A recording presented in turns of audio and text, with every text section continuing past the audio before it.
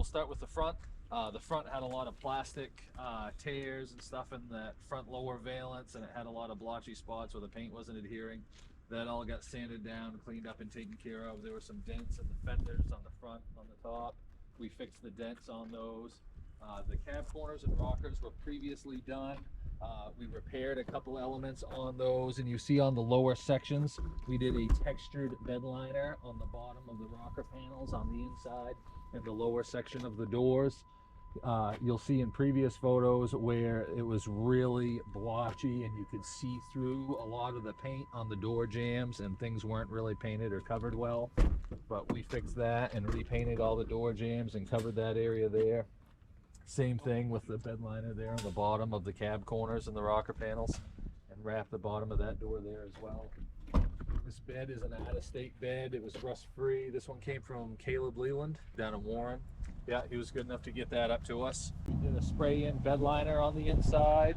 He found us a tailgate. The tailgates for these trucks are very, very hard to come by, but he found us a really, really nice tailgate we were able to work over and get painted up. So that all matched up and took the paint really, really well. We did new strikers in that with the tailgate. A lot of these style trucks over time, the pins wear out, so we put new pins in. Some of the paint lines that we had to work with on the back window were previously determined from paint jobs that we'd done before, so without ordering new parts and new windows, new glass, and new trim pieces, you'll see that we painted over those, just trying to clean the truck up a little bit more. The inside of the frame and the top side of the frame, when we were putting the bed on, we undercoated with wool wax. You can look right in there and you can see there's a lot of new, fresh, wet wool wax in there. You'll see in here, this is freshly sprayed wool wax. It's lanolin-based undercoating that a lot of places here in Maine are using now.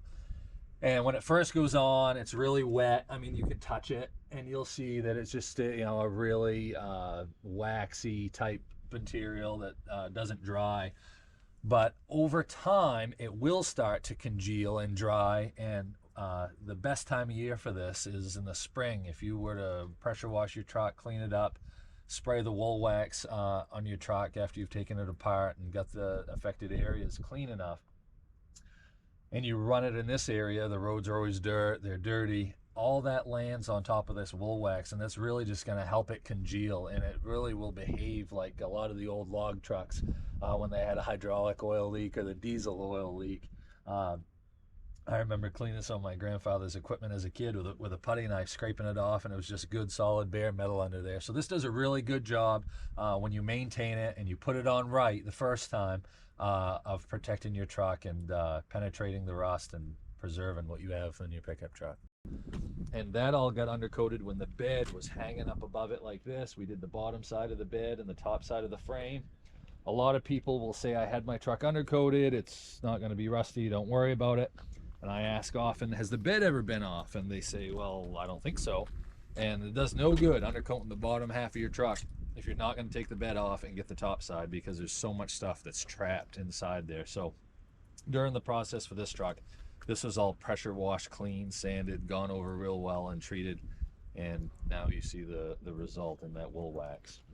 It's had some dents in the doors. We got some of those cleaned out and leveled off through the course of this paint job, and we replaced what we needed to replace with some brackets and things along the way, make sure everything fits tight, no rattles. Gave it a good clean up. This is the result.